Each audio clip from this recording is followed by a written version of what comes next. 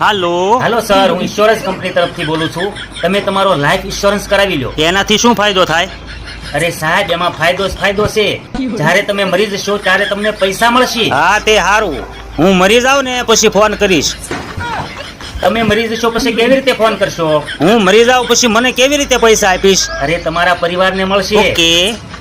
માની લો કે તમે મોટરસાયકલ લઈને જાઓ છો અને તમારું એક્સિડન્ટ થઈ ગયું તો? પહેલી વાત તો હું ક્યાંય જવાનો નથી, અને બીજી વાત એ કે મારી પાસે મોટરસાયકલ નથી.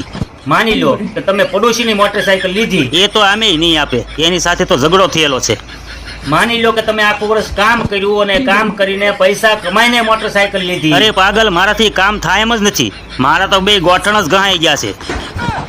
અરે સર, નાની નાની બીમારીથી મૃત્યુ થઈ જાય છે.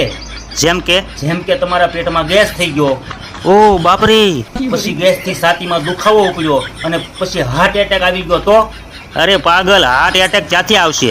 ગેસ બને એ ભેગી હું કેપ્સ્યુલ ખાઈ લઈશ.